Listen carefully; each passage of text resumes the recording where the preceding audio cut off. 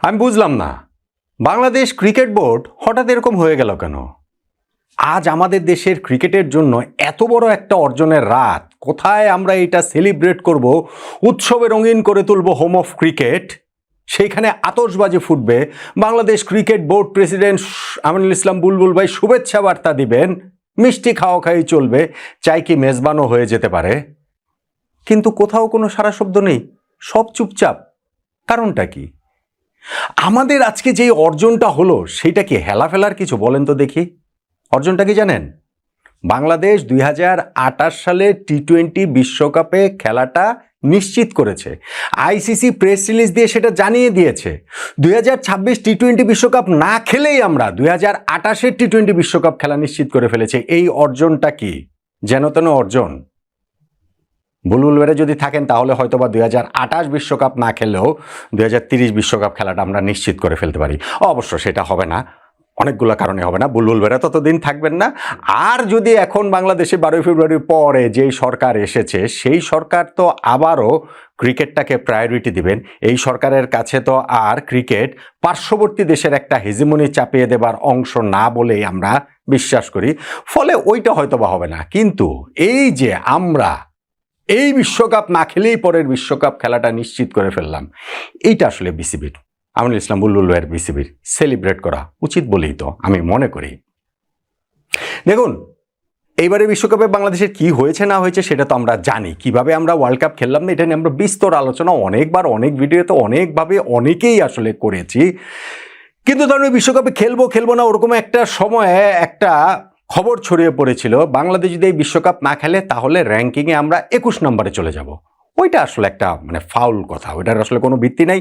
আমি ওইটা দেখে বিভিন্ন জায়গায় খোঁজ খবর করেছি, বিভিন্ন ওয়েবসাইট ঘাটাঘাটি করেছি, ক্রিকেট সংশ্লিষ্ট নানান জনের সঙ্গে যোগাযোগ করেছি, কিন্তু সেটার কোনো সত্যতা খুঁজে পাইনি। ফলে আর ওইটা নিয়ে আলোচনা করিনি। এবং আজকে তো দেখা গেল আসলে ওইটা আসলে ফাউল খবর ছিল।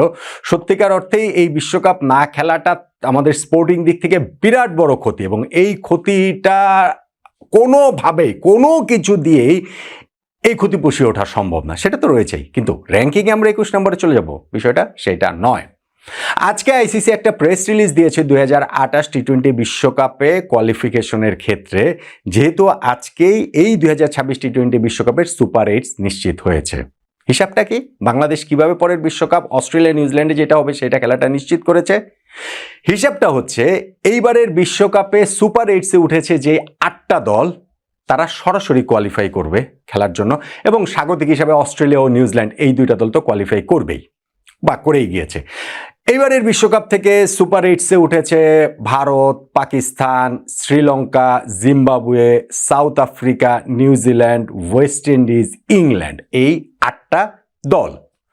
এই 8 দলের মধ্যে খেয়াল করে দেখুন হচ্ছে কি নিউজিল্যান্ড রয়েছে, বিশ্বকাপের যে দুই সহ আয়োজক অস্ট্রেলিয়া নিউজিল্যান্ড তাদের মধ্যে একটা। তো অস্ট্রেলিয়া সুপার 8-এ নাই, কিন্তু আয়োজক হিসেবে তারা তো কোয়ালিফাই করবেই। ফলে এই 8+1 9টা দেশের সরাসরি কোয়ালিফাই করাটা নিশ্চিত হয়েছে। সঙ্গে র্যাঙ্কিংয়ে এগিয়ে থাকা যে 3টা দল, সেই 3টা দলের সরাসরি কোয়ালিফিকেশন নিশ্চিত হয়েছে। সেই 3টা দল কারা কারা? টি-20 র্যাঙ্কিংয়ে 9 নম্বরে থাকা বাংলাদেশ, 10 নম্বরে থাকা আফগানিস্তান এবং 12 নম্বরে থাকা আয়ারল্যান্ড। 11 নম্বরে যে জিম্বাবুয়ে ছিল তারা তো ওই যে সুপার 8-এ উঠেই কোয়ালিফাই করে ফেলেছে। আর 3 নম্বরে অস্ট্রেলিয়া র্যাঙ্কিংয়ে, কিন্তু তারা তো সুপার 8-এ উঠতে না পারলে আয়োজক হিসেবে কনফার্ম করছে। ফলে এই 9, 10, 12 নম্বরে থাকা বাংলাদেশ, আফগানিস্তান ও আয়ারল্যান্ডেরও পরের ওয়ার্ল্ড কাপ খেলাটা নিশ্চিত হয়ে গেছে সরাসরি। এবং এই 12-র সঙ্গে বাকি যে 8টা দল, সেই 8টা দল কোয়ালিফিকেশনে বিভিন্ন প্রসেস পেরিয়ে, বাছাই পর্ব পেরিয়ে তারপরে হচ্ছে গিয়ে সেই অস্ট্রেলিয়া নিউজিল্যান্ডের বিশ্বকাপটা খেলবে।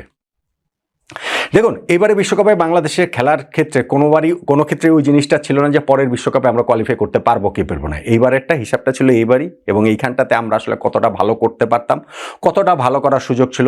ওয়ার্ল্ড কাপে যতবারই স্কটল্যান্ডকে দেখি ততবারই বুকটা হু হু করে উঠতো যে না হারে, এই স্কটল্যান্ডের জায়গায় তো বাংলাদেশই থাকতে পারতো, বাংলাদেশই তো এই ম্যাচগুলো খেলতে পারতো। আমাদের ওইখানটাতে শুধুমাত্র রাজনৈতিক স্বার্থ হাসিলের জন্য আমরা এই কাজটা করতে দেইনি, আমাদের রাজনীতিবিদরা দেয়নি, এবং আমাদের আজ্ঞাবহ ক্রিকেট বোর্ডও সেটা দেয়নি। আমিনুল ইসলাম বুলবুল ভাইদের এই বোর্ডকে এই জবাবদিহিতাটা তো কখনো না কখনো অবশ্যই করতে হবে। নতুন যে ক্রীড়া প্রতিমন্ত্রী হয়েছেন আমিনুল হক, তার প্রায়োরিটির জায়গাটাতে ওইটা থাকা উচিত। তার যে এই ক্রীড়া প্রতিমন্ত্রী হিসেবে ফার্স্ট যে প্রেস কনফারেন্স, সেইখানে যেইভাবে তিনি কথা বলেছেন এবং এর আগের 2টা প্রেস কনফারেন্সের আমি উদাহরণ টেনে একটা ভিডিও করেছিলাম 3টার কম্পেয়ার করে, বা 3টাকে একটা লাইন ড্র করে, এবং সেইখানটাতে আমার কাছে মনে হয়েছে যে অবশ্যই এই কেন আমরা টি-20 বিশ্বকাপ খেলতে পারলাম না ওইটার একটা তদন্ত হওয়া উচিত। আমি তো দাবি তুলেছি একটা বিচার বিভাগীয় তদন্ত কমিটি অবশ্যই তৈরি হওয়া উচিত, এবং সেটা অতি দ্রুত, অতি শিগগিরই। বাংলাদেশের এই